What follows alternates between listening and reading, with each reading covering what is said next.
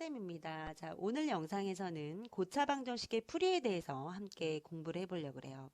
자, 여러분들 고차방정식이라고 하는 건 뭘까요? 우선 차수가 최고차항의 차수가 미지수의 최고차항의 차수가 3차 이상이 되는 걸 고차 방정식이라고 해요. 그래서 우리가 1차 방정식, 2차 방정식까지는 배웠고 3차, 4차, 5차가 되었을 때 그 모양이 어떤 모양이고 그것의 근을 어떻게 구할 것인지에 대해서 이제 한번 함께 공부를 해보도록 하겠습니다. 자, 우선 3차 방정식, 4차 방정식의 정의는 여러분들 쓸 수가 있겠죠. 최고차항은 당연히 3차, 4차인데 앞에 있는 개수들 A, B, C, D는 어떤 숫자일지 몰라서 상수라고 표현을 하고 A가 이때 0이 되면 안 되겠지. A가 0이 돼버리면 얘가 다 사라져버려서 고차 방정식이 될 수 없기 때문에 얘는 2차이기 때문에 위에 있는 것은 그래서 최고차항의 개수는 0이 아니다라는 것이 정의가 되고요. 아래에 있는 예제까지 여러분들이 이렇게 한번 보시면 되겠습니다. 아래에 있는 예제. 그러면 고차 방정식의 풀이라는 건 결국엔 뭐예요? 풀이는 해를 어떻게 구하느냐. 해를 구해달라는 거지. 그럼 해를 구할 때 우리 2차 방정식에서 충분히 연습을 했는데 가장 먼저 했던 것이 인수분해였죠. 2차 방정식에서. 인수분해를 해보고 그것이 안 되면 제곱근도 이용해보고 완전제곱식도 이용해봐서 근의 공식까지 배웠었어요. 근데 고차 방정식의 풀이는요. 마찬가지예요. 가장 먼저 인수분해를 해봐요. 그런데 3차, 4차 우리 그 공식을 모르잖아. 근데 아는 것도 있지. 왜냐면 우리 인수분해 공식을 외웠지. 그지? 그래서 인수분해 공식을 이용해서 할 수 있는 것이 있는지 먼저 살펴보고 만약에 있다면 이 fx는 0꼴로 정리를 한 후에 인수분해 이렇게 해주는 거지. 이렇게 두 개일 수도 있고 2차여서 3차면 항이 3개 나올 거고 뭐 4차 이렇게 나올 수도 있겠죠. 그러면 a, b의 곱이기 때문에 a는 0 또는 b는 0이다. 또 A, B, C의 곱이 0이라는 것은 A가 0이거나 또는 B는 0, C는 0, 세 개 중에 한 가지만 0이어도 되는 거야 라는 결론을 낼 수 있고 A, B, C, D 네 개의 식이 0이다 곱을 했을 때 라는 것 또한 A, B, C, D 네 개 중에 한 가지만 0이 되면 0을 만족해. 그래서 A는 0 또는 B는 0 또는 C는 0 또는 D는 0이야. 이렇게 우리가 해를 표현을 해주고 있어요. 그러면 문제를 한번 풀어볼 건데 이거는 사실 선생님 블로그에다가 자세한 설명과 문제를 잠시만요. 문제를 적어놨어요. 그래서 이거는 이 블로그에 사실 올려져 있는 선생님의 풀인데 자 함께 요거를 체크를 하고 넘어갈게요. 1번에 보시면 다음 식이 A, B, C 세 개의 곱인 거지. 그래서 이 세 개의 수를 했을 때 우리 했을 때 1 곱하기 2 곱하기 3은 0이다 라고 하면 0이 안 되지만 이 중에 하나가 0이 들어가 있다면 어떨까요? 0이 되죠. 또 순서는 상관이 없는 거지. 2 곱하기 0 곱하기 3을 해도 0이고 4 곱하기 0 곱하기 5 곱하기 0을 해도 위치는 상관이 없을 거예요. 그래서 세 가지 중에 하나만 0이 되면 0을 만족해. 그래서 해야 라고 우리가 찾을 수가 있고 해를 표현할 때 어떻게 한다? x는 1 또는 x는 마이너스 5 또는 x는 2분의 1이야 라고 할 수가 있겠죠. 같이 풀이를 볼게요. 2번은 x의 세제곱이 8이라고 나와 있어요. 그러면 우선 좌변으로 먼저 이항을 해서 0으로 만들어 주고요. 이 좌변 x의 세제곱 마이너스 8을 우리 공식을 이용해서 인수분해 할 수 있을 거고요. 공식이 바로 보이셔야 돼요. 하고 나면 이건 결국에는 a 곱하기 b는 0꼴과 같아서 그죠? 그러면 A는 0 또는 B는 0이야 라고 우리 써주기로 했던 거지. 따라서 X는 2거나 또는 X의 제곱 플러스 2X 플러스 하는 0이야 이렇게 해를 구할 수 있겠습니다. 그러면 이 뒤에 있는 x의 제곱 플러스 2x 플러스 4는 0인 식이 어떻게 우리가 써줄 수 있죠? 근의 공식 이용해야 되겠죠. 인수분해가 안 되기 때문에 근의 공식을 짝수 공식 이용하면요. 자, 여기는 2 곱하기 플러스 1이기 때문에 b 프라임 구할 수 있고요.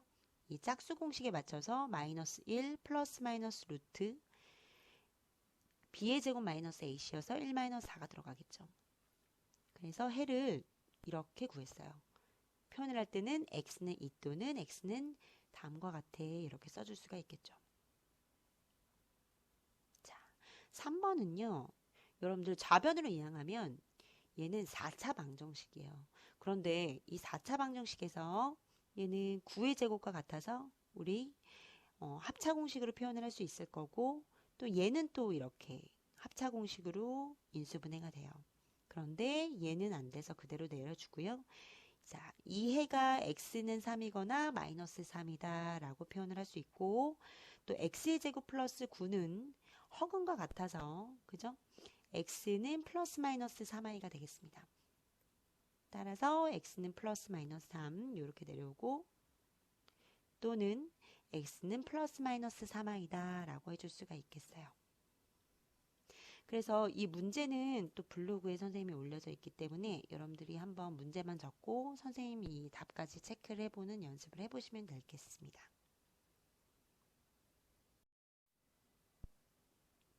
자, 고차 방정식의 풀이 계속해서 볼게요. 자, 고차 방정식의 풀이 또한 첫 번째 확인해야 되는 것이 인수분해가 되는지를 체크한다. 그런데 인수분해가 되지 않을 때가 있더라라는 거지. 그래서 선생님 4가지 방법으로 정리를 했어요.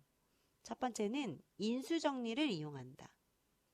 그리고 두 번째 복 2차 방정식, 복 2차식을 인수분해하는 방법을 이용한다. 그리고 공통 부분을 치환을 해서 풀어준다. 네 번째는 상반 방정식이라고 여러분들 처음 들어보는 단어일 것 같아요. 자, 첫 번째부터 한번 볼게요. 자, 인수정리를 이용한다는 거 우리 인수정리 배웠죠? 조립제법을 이용해서 우선 fx는 0일 때 이것을 만족하는 어떤 알파를 찾아내는 거지. 그런데 이 알파를 찾는 요령은 요거 암기해 주셔야 되겠죠, 여러분들. 그치? 그래서 상수항의 양의 약수를 최고차항의 개수의 양의 약수로 나누어서 거기에 플러스 마이너스를 한 것을 가지고 내가 대입을 했을 때 0이 되면 0이 나오는 인수를 찾았으면 조립제법을 이제 이용하면 되겠죠. 두 번째는 복 2차 방정식이라고 나와 있는데, 자, 복 2차 방정식이라는 건 결국에 이 짝수승만 있는 걸 말하는 거죠. 짝수 제곱. x의 4제곱, 그리고 x의 제곱. 그럼 얘를 정리해보면 a의 x의 제곱의 제곱, b의 x의 제곱 플러스 c는 0이어서 x의 제곱에 t라는 문자를 치환을 해준다는 거지. 그러면 at의 제곱 그리고 bt 플러스 c는 0이 될 것이고, 그러면 이거를 우리가 인수분해를 하든지 근해 공식을 이용을 해서 또 식을 t에 관한 식을 우리가 찾아낼 수가 있을 거라는 거예요. 자, 세 번째는 공통 부분을 치환한다. 네 번째는 상반방정식이라고 하는 건데, 자, 여기 대칭 구조를 한번 보세요. 최고차항을 이제 4차 방정식일 때 얘기죠. 여기 A와 A 같고요. 그죠? 그리고 B하고 이 B가 같아요. 그래서 이렇게 같고 이렇게 같죠. 얘를 하나 여기다 적어놨어요. x 4제곱 앞에 1이라고 선생님 써놨는데 원래는 생략하는 거잖아요. 그죠? 그런데 생략되어 있을 때 1이 있다고 생각을 하면 이렇게 두 개가 같아지고 여기 3과 3 개수가 이렇게 같아진더라 이거지. 중간에 있는 x제곱항의 중심으로 개수가 좌우 대칭되는 이런 방정식 꼴이 있더라. 이런 방정식을 상반 방정식이라고 하고 x의 제곱으로 나눈 후 t로 치환을 해서 풀어주자라고 했어요. 그래서 이 문제를 선생님 뒤에 예제 문제에서 풀이를 해줄 건데 여러분들 이렇게 하면 무슨 얘기지? 라는 생각이 드는데 고차 방정식을 풀 때 이걸 막 암기할 필요는 없어요. 암기하지 않고 이제 유형별로 여러분들이 문제집을 연습을 많이 훈련을 하시다 보면 내가 반복해서 계속 푸는 거지. 그러면 이제 내가 문제가 나왔을 때 우리가 인수분해할 때 인수분해 공식을 그냥 사용해서 풀듯이 그런 방법 중에 하나가 되는 거야. 그래서 내가 이거 해 구해야 돼. 어떤 문제를 풀기 위해서. 그럼 이거 해를 풀려면 얘 고차네. 우선은 자연스럽게 이제 그냥 우리 인수분해 2차 방정식 풀이 하듯이 그렇게 연습해서 자연스럽게 우리가 만들었듯이 이 3차, 4차 방정식도 그렇게 풀이 중에 하나가 되는 거죠. 그래서 처음에는 이걸 잘 이해해주고 문제별로 여러분들이 연습을 많이 하다 보면 어떤 문제가 나왔어? 그럼 바로 이제 습관적으로 풀 수 있을 정도로 훈련을 해주시면 되겠습니다.